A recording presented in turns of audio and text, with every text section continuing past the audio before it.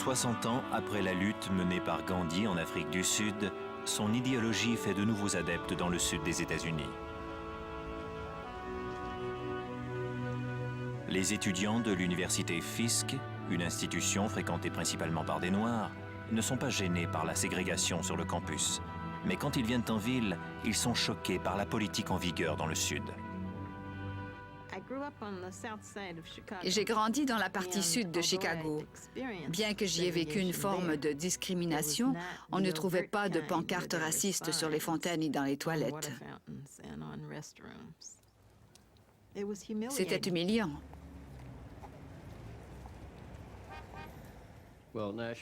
Nashville était une ville totalement raciste, autant que Johannesburg a pu l'être au pire moment de l'apartheid.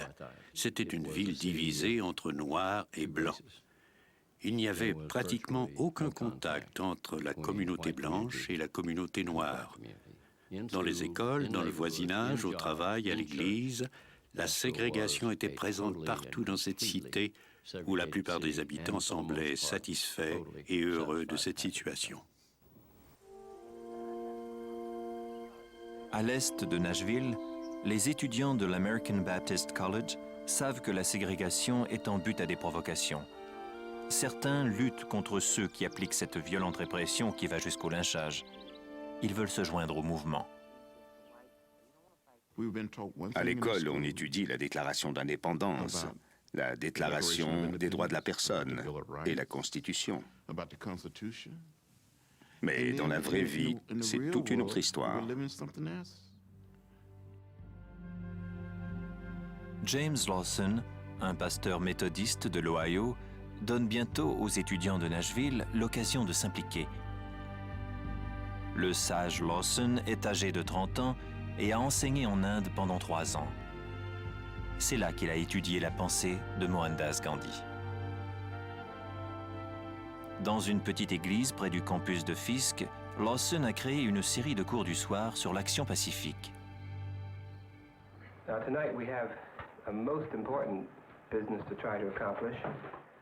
Le comportement de Jim Lawson est détendu. Son objectif est stupéfiant, éliminer la ségrégation. Ces conférences attirent les étudiants les plus brillants de Nashville. A good friend of mine in Alabama here last April was taken out by the KKK and beaten on a tree, tied to a tree, beaten by chains and whatnot. Je pensais que la non-violence ne marcherait pas, mais j'ai suivi les cours pour une raison. Les participants étaient les seuls à s'impliquer dans la ville. C'était le seul groupe que je connaissais qui était prêt à tout pour lutter contre la discrimination. Jim Lawson avait été encouragé à venir dans le Sud par Martin Luther King, qui prétendait que la campagne pour les droits civiques avait besoin de dirigeants qui comprennent les stratégies non violentes.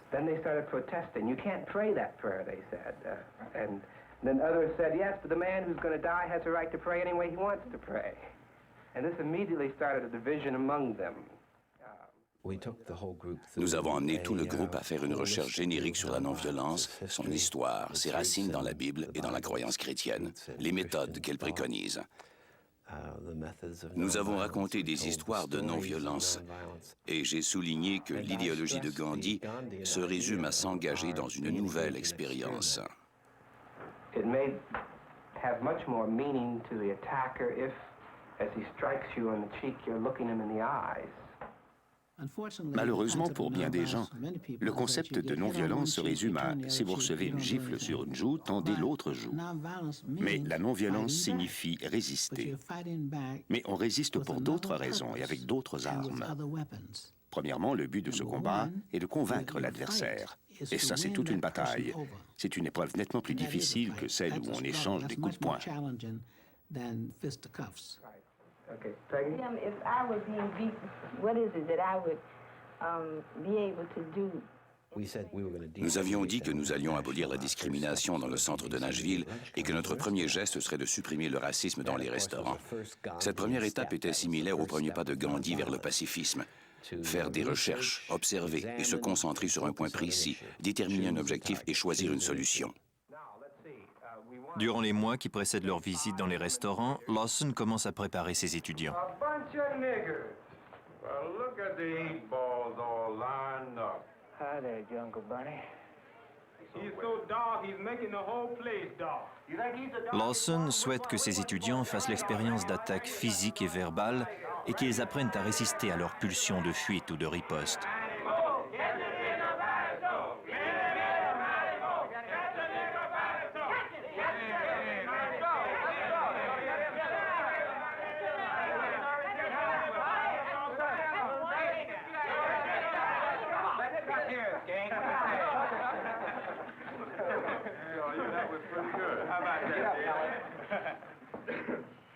Now let's see what we've learned from this to us as to how we might act non-violently. What are the basic problems here so far? You cannot go on a On ne peut pas demonstration faire une manifestation avec 25 personnes qui font ce qu'elles veulent.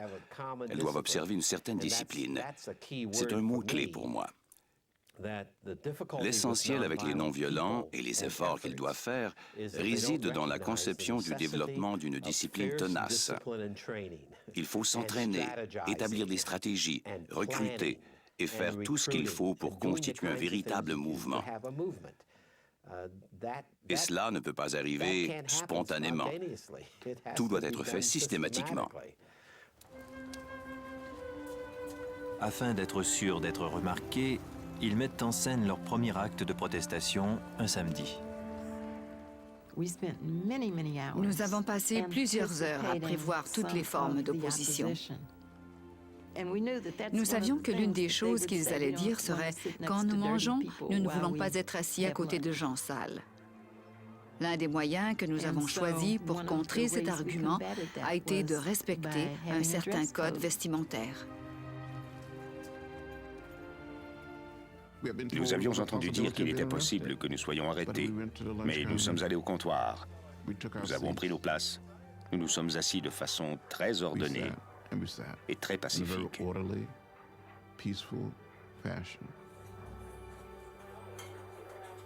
Personne n'est surpris qu'on refuse de les servir. I said, I'm sorry, our management does not allow us to serve niggers in here. Les gérants ferment rapidement les aires de repas, mais les étudiants restent jusqu'à la fermeture, lisant et faisant leurs travaux. Il n'y a aucune violence et personne n'est arrêté. Les sit-ins font la page 10 du journal du dimanche. Le rédacteur en chef, John Siegenthaler, se souvient des réactions. Au début, les réactions ont été soit la surprise, soit l'ironie. Pour qui se prennent-ils? Que pensent-ils faire? Nous savions que c'était une nouvelle, mais nous ne savions pas trop comment la couvrir. Certains commerces prennent une position prévisible, plutôt fermée que de servir une clientèle noire. Une semaine plus tard, les étudiants reviennent. Ils provoquent la curiosité et les injures, mais aucun d'entre eux n'est arrêté. Les Blancs pensent encore que les sit-ins sont une mode passagère, sûrement pas une menace pour le statu quo.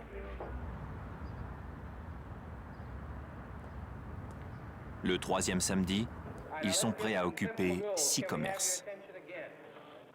Let each person now get himself or herself a partner that they will stick with. Now, we don't want a white person with a Negro of the opposite sex, because we don't want to fight that battle.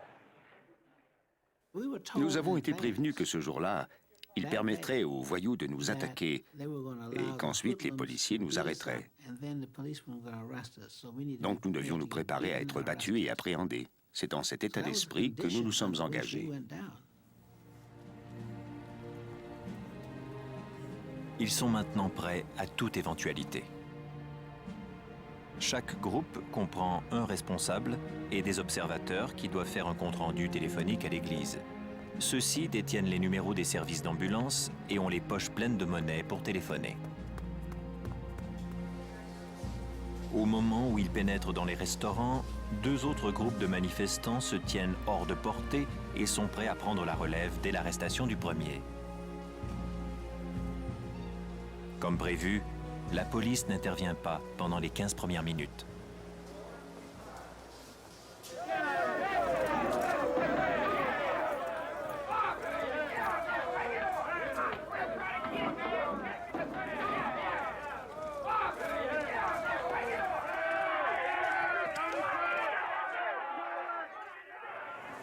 went and asked each and every one of them separately to leave. They didn't leave, so I instructed the men to place them under arrest. We placed them under arrest. When we cleared the stools, some more colored boys and girls and white boys and girls got on the seats. Les policiers ont été vraiment surpris. Ils ont cru qu'ils avaient maîtrisé la situation. Mais quand ils se sont retournés et qu'ils ont vu que le comptoir était de nouveau occupé par des étudiants noirs, ils se sont lancés des coups d'œil en ayant l'air de se dire « T'as vu ça? Qu'est-ce qu'on fait maintenant ?»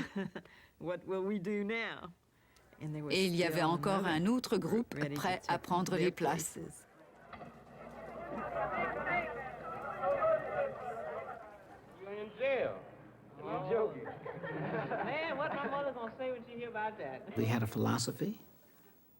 Nous avions une philosophie, le pouvoir de la non-violence, une sorte d'autorité que nous sentions plus forte que toute leur police, tous leurs législateurs, tous leurs chiens, leurs matraques et toutes leurs prisons.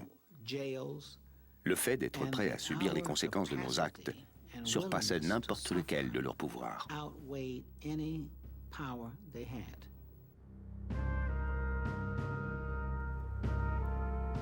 Les arrestations massives sont une victoire pour les étudiants. Les journalistes se rendent compte qu'ils couvrent une histoire d'importance nationale. C'était comme être correspondant de guerre dans sa ville natale. La seule chose qu'on savait, c'était que le combat était engagé, que l'arme de la non-violence prenait le dessus sur la violence, et que c'était un moment historique, peu importe ce qui allait en découler. Je pense qu'il y avait là un pan de l'histoire que nous vivions tous. Le lundi matin, au quartier général de la police, les étudiants sont toujours derrière les barreaux. Ils ont refusé de payer la caution. Il a suffi de 48 heures pour que le petit mouvement étudiant en inspire des milliers.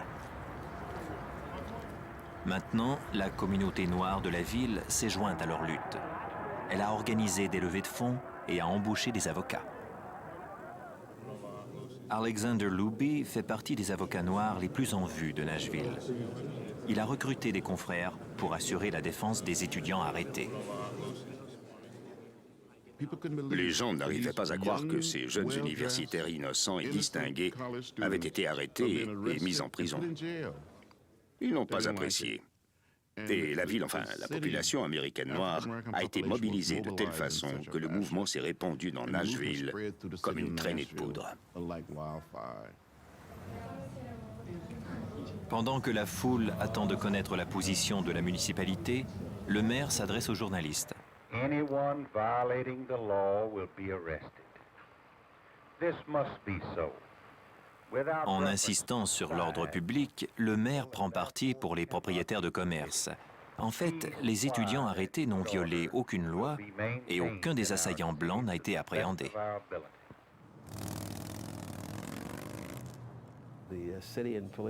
La ville et la police n'étaient pas préparés à faire face à une résistance passive en bloc.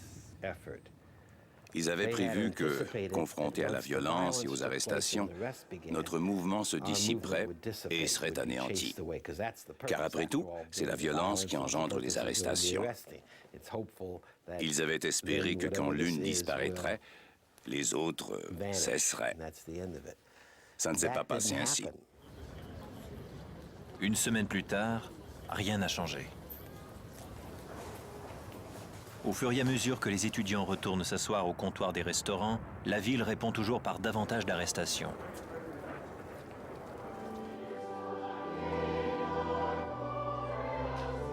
Sous le regard du pays tout entier, de nouvelles recrues rejoignent le mouvement en masse. Les conférences de Jim Lawson se multiplient pour satisfaire la demande. Les églises de la ville fournissent les lieux de réunion, les téléphones et les polycopieuses. Il faut maintenant passer le mot bien au-delà de Nashville. Nous ne nous adressions plus seulement à nos adversaires immédiats. Nous voulions atteindre un plus grand auditoire, le pays, le monde entier. Car la stratégie de la non-violence consiste à instruire un grand nombre de sympathisants et à les gagner à la cause. En fait, même si les Noirs américains étaient en minorité, aucun changement ne pouvait avoir lieu sans l'aval de la majorité, ou mieux encore, son implication. Les étudiants savent que la sympathie ne suffit pas. Profitant du scandale provoqué par les arrestations, ils élargissent le conflit.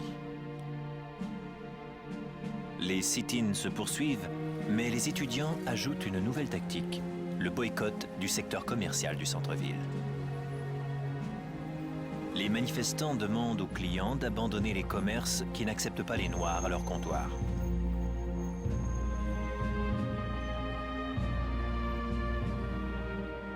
Les étudiants déclenchent une confrontation. Ils sont maintenant soutenus par une plus large communauté, tel le clergé noir, qui demande à ses fidèles d'éviter de fréquenter tout le centre-ville. Cela a permis à toute la communauté de participer au mouvement. Parce que l'une des choses que nous, dans le monde de la non-violence, enseignons toujours, c'est que chacun peut prendre part à un mouvement pacifique. Les enfants peuvent y participer, les femmes et les hommes peuvent y participer, les jeunes comme les vieux, chacun peut y contribuer. À mesure que le boycott s'installe, les sit-ins et les arrestations continuent. Le conflit devient une réalité quotidienne dans le quartier commerçant. Les manifestations et le boycott provoquent une réponse raciste, ce qui génère une réaction inattendue. Les Blancs, effrayés, commencent à éviter le centre-ville et, sans le vouloir, participent ainsi au boycott. Un économiste de l'université Fisk estime que certains magasins du centre-ville ont perdu jusqu'à 40% de leur chiffre d'affaires. Malgré l'approche des fêtes de Pâques, les ventes stagnent.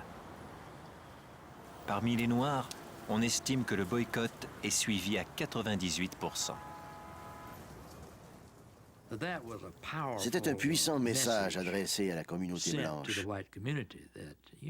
Vous savez, c'est une chose de traiter avec ces étudiants noirs tous les samedis, de les faire enfermer, de les faire condamner à des amendes de $50, ou ce genre de choses. Mais cela en est une autre d'aller en ville et de constater qu'il n'y a personne dans les rues.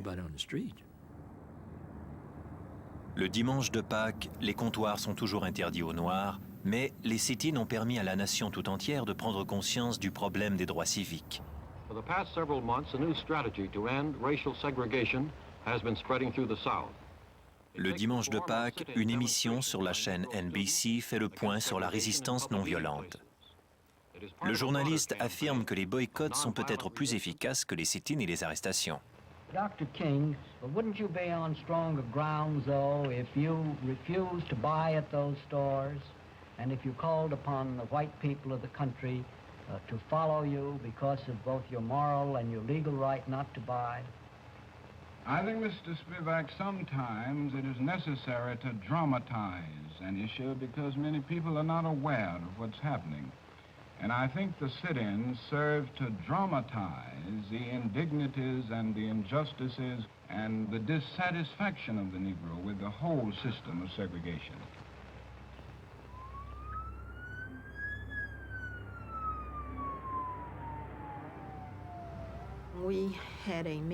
Nous avions projeté une réunion à 6 heures du matin. J'étais dans le dortoir en train de m'habiller quand j'ai entendu un gros boom.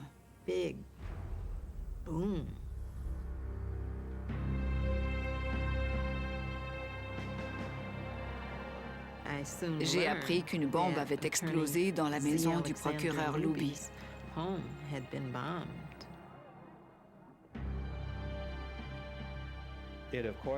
C'était évidemment un coup porté par l'ennemi pour nous faire peur. La violence a une dynamique très simple. Je vous fais souffrir plus que je ne souffre.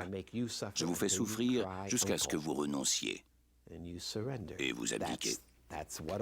C'est exactement ce qu'est la guerre, de la violence. La différence avec la non-violence, c'est que nous ne voulons pas agresser l'adversaire. Nous pensons que ça n'apporte rien. Luby et sa femme sont indemnes, mais comme Lawson l'a appris à ses étudiants, la violence peut engendrer d'énormes ennuis. L'explosion bouleverse la ville et offre une occasion stratégique aux étudiants. Ils envoient un télégramme au maire, exigeant une réunion, et ils organisent une marche silencieuse du campus à l'hôtel de ville.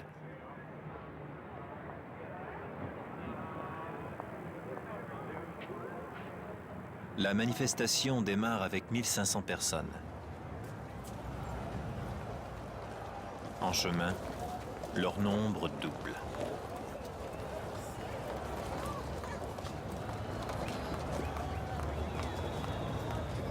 Le maire Ben West les attend. West débat avec un pasteur noir. Diane Nash les interrompt avec quelques questions très directes. I asked the mayor, first of all, Mayor West, do you feel that it's wrong to discriminate against a person solely on the basis of his race or color?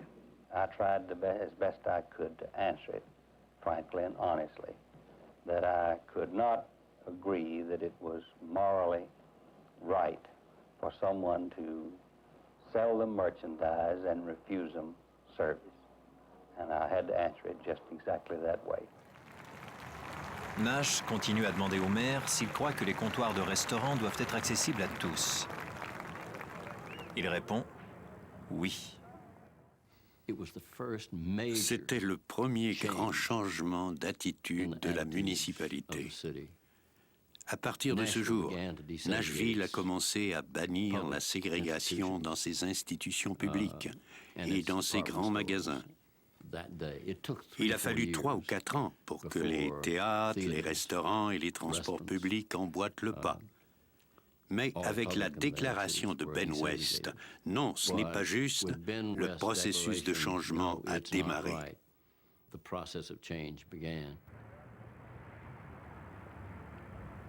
Les commerçants du centre-ville confient aux étudiants qu'ils souhaitent abolir discrètement la discrimination. Les étudiants leur présentent un plan d'action. Nous leur avons proposé à leur grand soulagement qu'il n'y ait aucune annonce à propos de l'arrêt des manifestations, aucune information sur le fait que des Noirs avaient été servis, aucun communiqué, aucune déclaration à la presse, aucun service de police.